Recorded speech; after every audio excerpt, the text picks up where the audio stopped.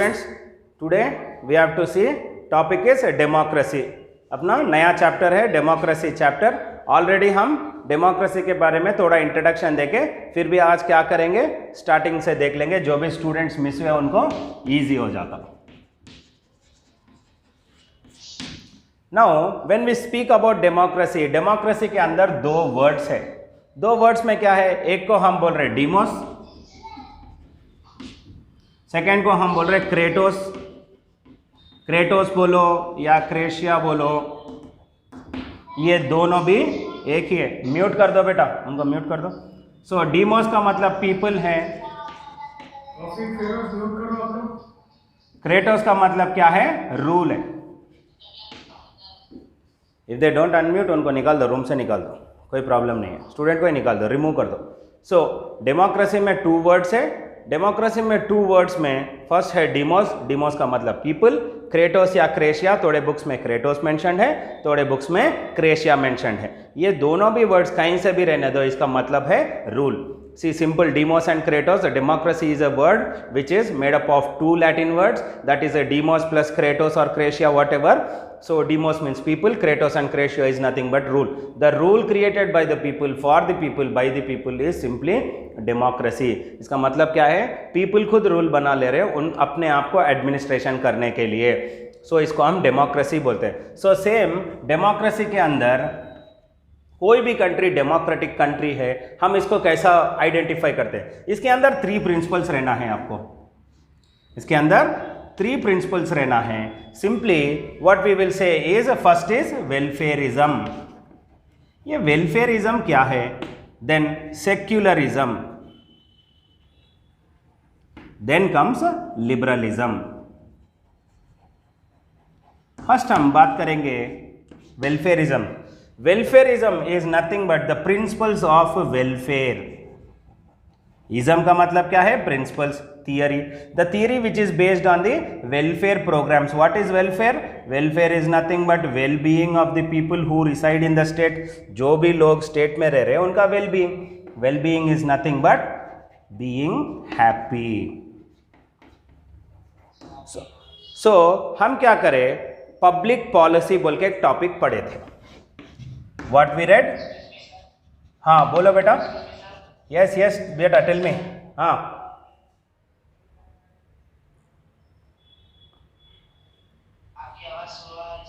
Slow आ रहा, ठीक है. और एक टेंशन नहीं है बेटा, ये क्लास सेम आपको लिंक भेजता हूँ YouTube में. सेम लिंक ओल्ड क्लासेस भेजा ना वैसा ही आ जाता. फिर से आप एक बार चेक कर लो.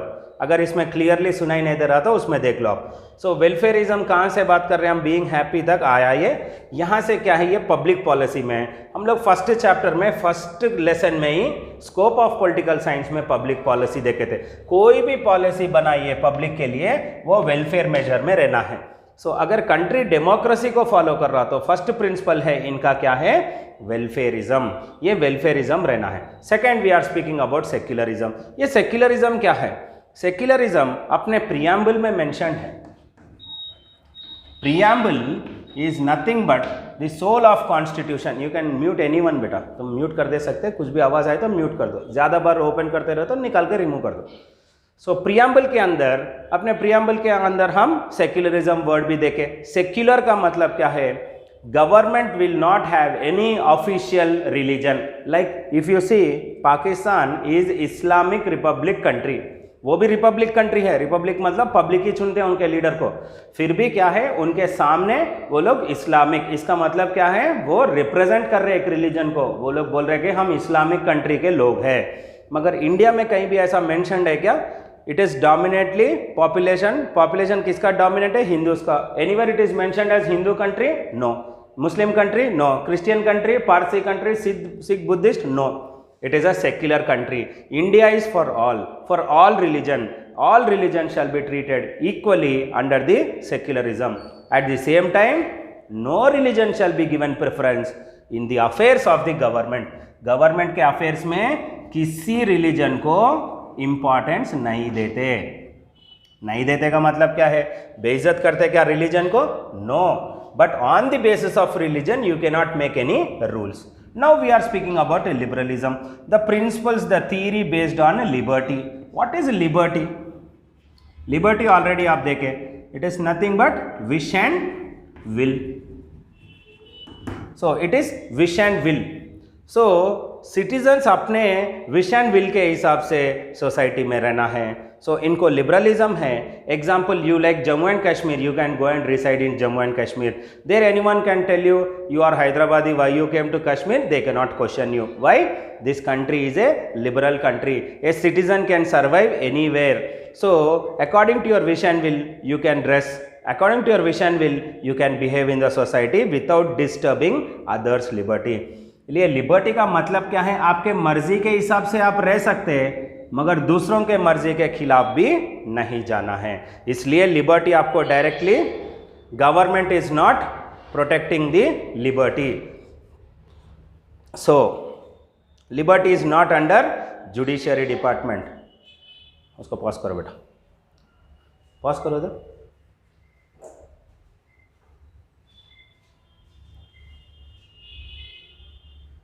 के बारे में हम डिस्कस कर रहे थे. लिबर्टी क्या है? विश एंड विल बोले हम.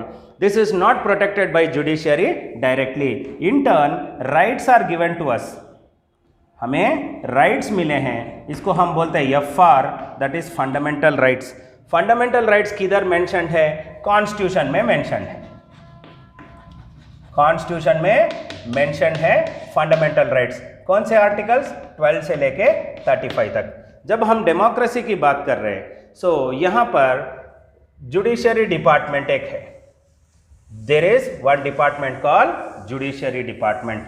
जुडिशियरी डिपार्टमेंट ये इंडिपेंडेंट डिपार्टमेंट हम बोले. Now simple we will say we have supreme court. Supreme court है, इसको हम बोलते हैं guardian of constitution. Guardian of constitution. इन्हों कौन है? कॉन्स्टिट्यूशन को बचाने वाला है. अब ये डेमोक्रेसी किसके अंदर है? So watch dog. Watch dog बोल तो मालूम ना, सिक्योरिटी गार्ड. सो सुप्रीम कोर्ट का क्या है टाइटल बोल तो? Watch dog of democracy. जैसा कुत्ता रखवाली करता अपने मालिक के घर को, वैसा सुप्रीम कोर्ट को क्या करना है? मालिक कौन है? डेमोक्रेसी है. अपने डेमोक्रेसी को वॉच डॉग जैसा प्रोटेक्ट करना है. इसलिए बोलते हैं supreme court is watch dog of democracy and supreme court is guardian of constitution. Constitution के अंदर ही अपना फंडामेंटल राइट्स है 12 to 35 आर्टिकल में. सो सुप्रीम कोर्ट क्या कर रहा? अपने को बचा रहा. सो ये है डेमोक्रेसी का यहां तक. नेक्स्ट, डेमोक्रेसी के अंदर हम देखे थे डायरेक्ट डेमोक्रेसी और indirect democracy. 2 types of democracies है. ये कैसा है, क्या है, हम अब देखेंगे. डायरेक्ट डेमोक्रेसी क्या है? छोटे कंट्रीज को फेवरेबल है. इसका दूसरा नाम है प्योर डेमोक्रेसी. इसका दूसरा नाम क्या है? प्योर डेमोक्रेसी है. वही इनडायरेक्ट डेमोक्रेसी का दूसरा नाम क्या है? Representative democracy. क्या है बेटा दूसरा नाम? Representative democracy.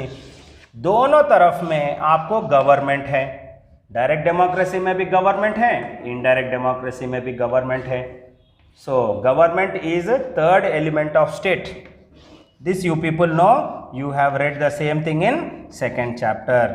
सेकेंड चैप्टर में आप पढ़े थे ये. क्या है? Government is agency to the state. Government implements the will of the state. So government is temporary association. Government has 3 important or essential organs. So first हम indirect democracy के बारे में पढ़ेंगे. indirect democracy को एग्जाम्पल है India और USA. अब आप पूछते हैं सर ये डायरेक्ट डेमोक्रेसी पॉसिबल नहीं है क्या इंडिया और USA को? बोले तो नहीं है. ये दोनों भी वास्ट पॉपुलेशन और वास्ट कंट्री है. ये दोनों बड़े कंट्री है, इसलिए यहाँ पर हम डायरेक्ट डेमोक्रेसी को नहीं चला सकते. इनडायरेक्ट डेमोक्रेसी में गवर्नमेंट के ऑर्गन्स में क्या है बोले तो लेजिस्लेचर, एग्जीक्यूटिव एंड जुडिशियरी. ये ऑलरेडी हम डे 1 से पढ़ते जा रहे. मैं आपको बोला ये बहुत इंपॉर्टेंट टॉपिक है. यहाँ पर कंफ्यूजन आता, इसलिए आपको इतने बार ये दोहराया था मैं। लेजिस्लेचर, एग्जीक्यूटिव, जुडिशियरी आ गया। वही डायरेक्ट डेमोक्रेसी में देखे तो लेजिस्लेचर आता, मगर यहाँ पर एग्जीक्यूटिव के जगह रेफरेंडम और इनिशिएटिव रहता। Third part same judiciary. So government में, रिप्रेजेंटेटिव गवर्नमेंट में, दैट इज इनडायरेक्ट डेमोक्रेसी में गवर्नमेंट के ऑर्गन है लेजिस्लेचर, एग्जीक्यूटिव एंड जुडिशियरी। यहाँ पर आने के बाद डायरेक्ट डेमोक्रेसी में legislature, referendum, initiative and judiciary. Example देखो, ये डायरेक्ट डेमोक्रेसी के लिए हम एग्जाम्पल ले सकते हैं स्विट्जरलैंड को। डायरेक्ट डेमोक्रेसी का एग्जाम्पल कौन है? स्विट्जरलैंड। ये स्विट्जरलैंड में डायरेक्ट डेमोक्रेसी है, बोले तो प्योर डेमोक्रेसी है। तो यहाँ पर ये लोग रूल्स कैसा बना रहे हैं? कैंटोन्स। क्या कर रहे हैं बेटा? कैंटोन्स। कैंटोन्स में डिवाइड कर रहे हैं। जैसे अपने पास इंडिया के अंदर हम स्टेट्स बोल रहे हैं, वैसे स्विट्जरलैंड के अंदर कैंटोन्स में डिविजन्स है। सो ईच कैंटोन को एक रूल पास कर देते ये लोग। कैंटोन्स में ये रूल्स होते हैं। कौन बनाते हैं rules? Same legislature. Legislature is law maker. Legislature is law maker. Executive क्या है? अप्रूवल देने वाला। Judiciary education of law. So यहाँ पर जब लेजिस्लेचर रूल बनाता, सो ये कैंटोन को भेज देता। तो ये कैंटोन में कितने लोग रहते हैं? 50,000 लोग, 50,000 लोग रहते। ये 50,000 में से जब 30,000 लोग, 30,000 मेंबर्स जब अप्रूव करते इसको हम बोलते फॉर्मुलेटेड इनिशिएटिव। क्या बोलते बेटा? Formulated initiative.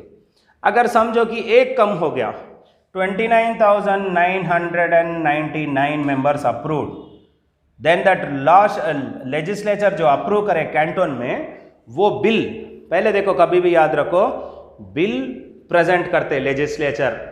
बिल जब अप्रूव हो जाता तो वो लॉ बन जाता, एक्ट बन जाता। सो यहाँ पर जो प्रपोजल हुआ 30,000 मेंबर्स अप्रूव करे तो ये बन गया एक्ट। जैसा example CAB, citizenship amendment bill था, वो सिटीजनशिप अमेंडमेंट एक्ट बन गया था। ये फॉर्मुलेटेड इनिशिएटिव हो गया। जब 29,999 मेंबर्स देखते हैं इसको और 1 कम हो गया तो उसको बोलते हैं हम अनफॉर्मुलेटेड इनिशिएटिव। अनफॉर्मुलेटेड इनिशिएटिव, इसका मतलब क्या है? वो रूल अप्रूव नहीं होता। ये प्योर डेमोक्रेसी या रियल डेमोक्रेसी या डायरेक्ट डेमोक्रेसी में क्या है? कैंटोन्स में 50,000 लोगों को लेते, उनमें से 30,000 मेंबर्स अप्रूवल देना, नहीं दिए तो वो रूल नहीं बनता। सो ये फिर से रूल बनाना पड़ता, ये टाइम टेकिंग हो जाता और एक्सपेंसिव भी हो जाता। इतना खर्चा इंडिया और अमेरिका नहीं उठा सकते। इसलिए क्या करें ये लोग? ये रेफरेंडम और इनिशिएटिव को निकाल दिए क्या इंडिया में? नहीं, रेफरेंडम है इंडिया में, थोड़ा मॉडिफाई करें। इनिशिएटिव भी है इंडिया में, मगर ये लोग क्या करें? वो थोड़ा एग्जीक्यूटिव पावर्स एग्जीक्यूटिव को दिया, थोड़े पावर्स लोगों को दिए एक ऑर्गन में, that is executive. So India के अंदर लेजिस्लेचर बिल बना के पार्लियामेंट में पास करता, पूरा डिस्कशन होने के बाद एग्जीक्यूटिव उसको अप्रूव करता।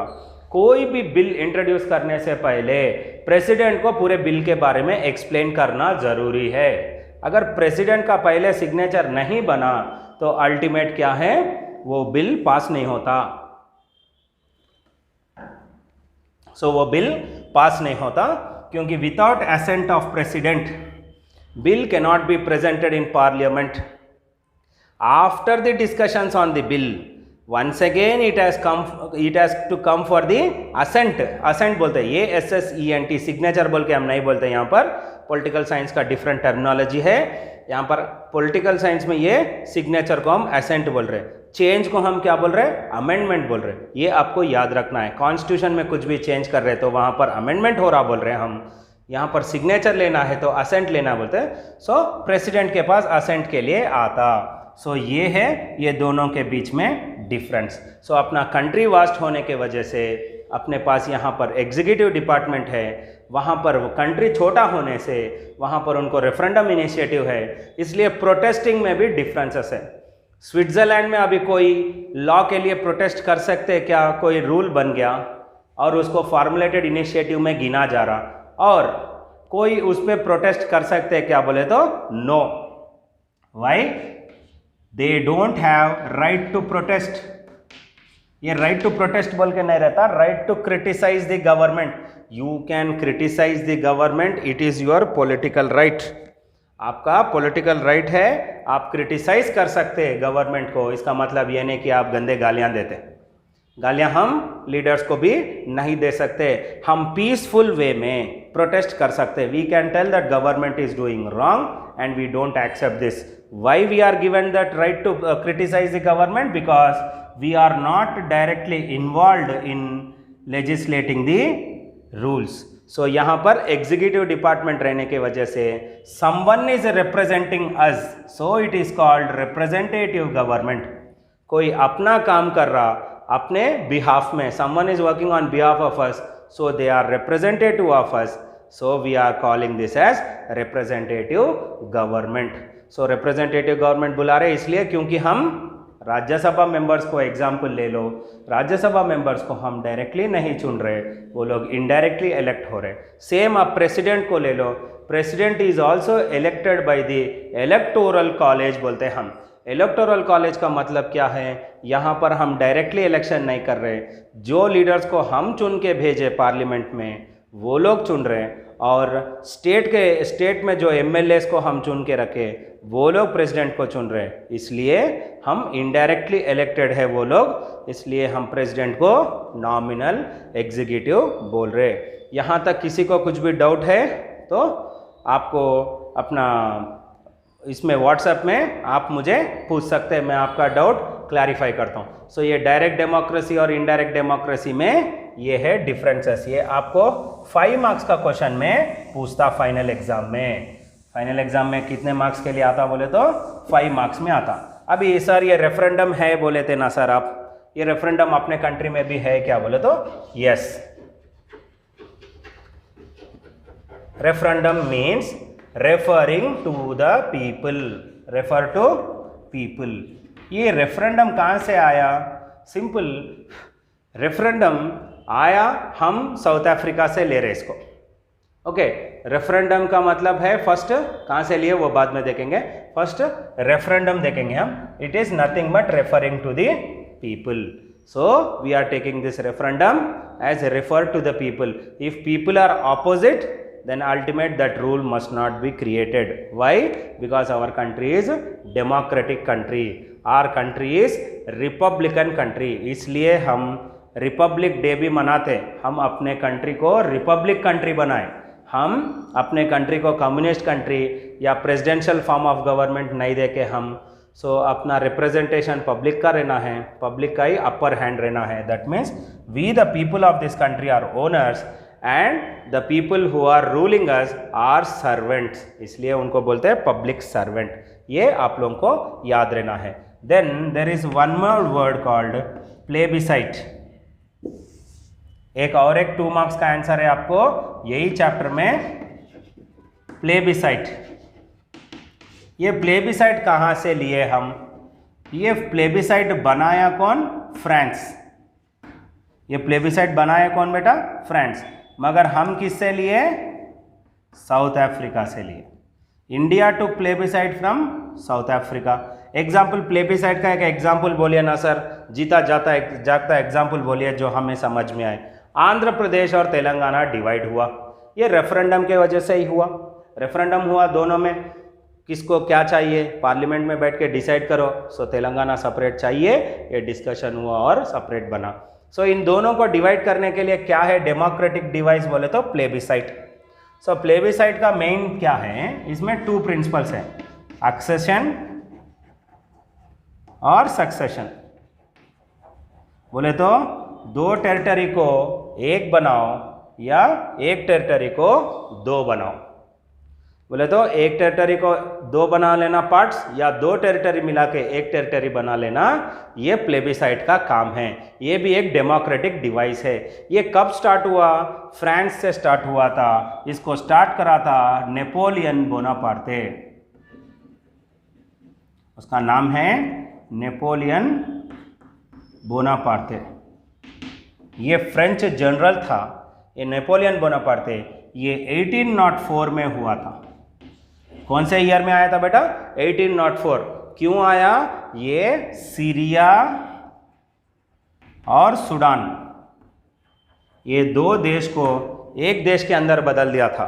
सीरिया और सूडान को, दो देश को एक देश के अंदर ये कर दिया, सक्सेशन कर दिया कि ये दो अलग अलग कंट्री का ज़रूरत नहीं है। फ्रेंच आके सूडान को कब्जा, सीरिया को कब्जा कर लिया था, तो सूडान सरेंडर कर लिया कि अब लड़ाई झगड़े का ज़रूरत नहीं है, सीधा सीधा आप ही राजा बन जाओ यहाँ का, क्योंकि फ्रेंच आर्मी के साथ हम नहीं लड़ सकते। सो यहाँ पर क्या करा उन्हें, दो अलग देश क्यों रखना है बोल के दो देश को एक बना दिया। वो डेट क्या था? 1804।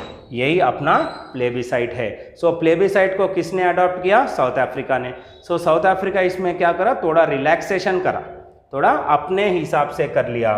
तो इंडिया भी साउथ अफ्रीका से कॉपी कर लिया। क्यों?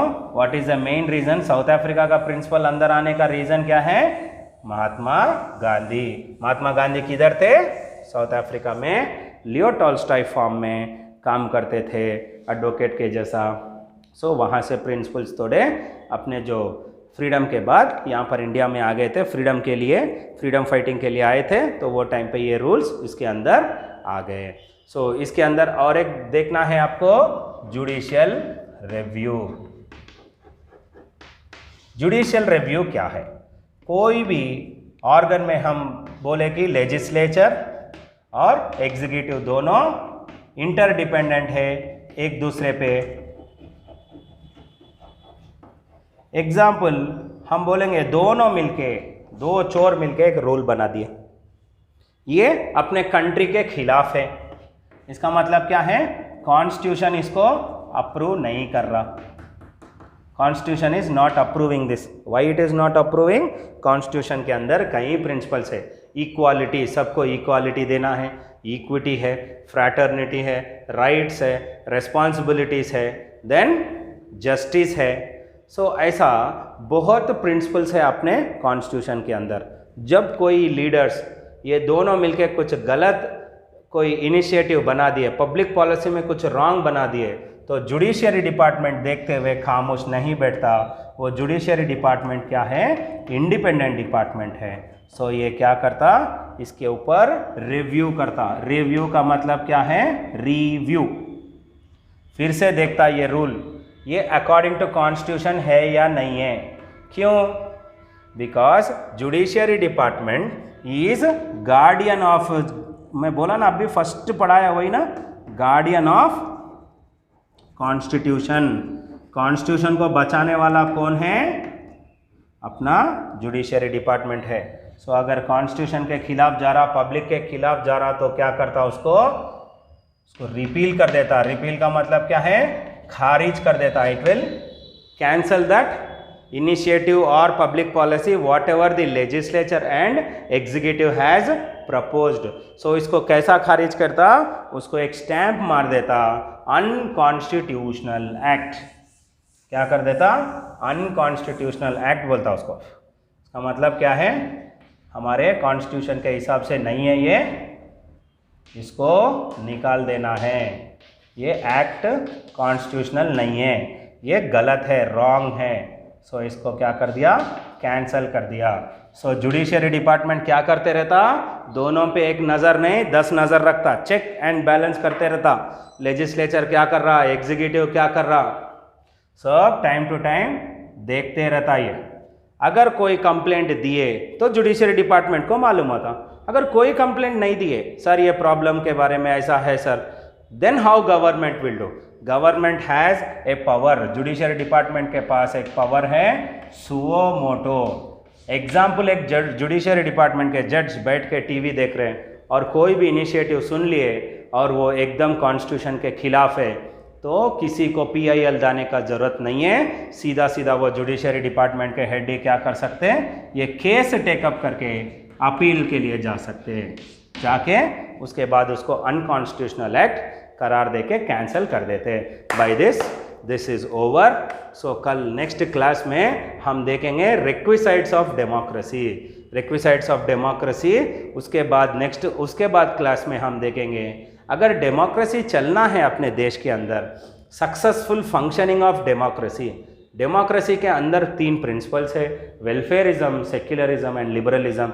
ये 3 प्रिंसिपल्स अगर चलना है तो गवर्नमेंट को कैसा चलाना है, ये सब हम रिक्विसाइट्स ऑफ डेमोक्रेसी और सक्सेसफुल फंक्शनिंग ऑफ डेमोक्रेसी में देखेंगे। सक्सेसफुल फंक्शनिंग ऑफ डेमोक्रेसी आपको आए तो 10 मार्क्स में आ सकता, सो वो इम्पॉर्टेंट क्वेश्चन है। ये डेमोक्रेसी चैप्टर में आपको पूरा 19 मार्क्स है, 19 मार्क्स है, सो आपको बहुत इंपॉर्टेंट चैप्टर है। Still we have to touch 2 10 marks questions.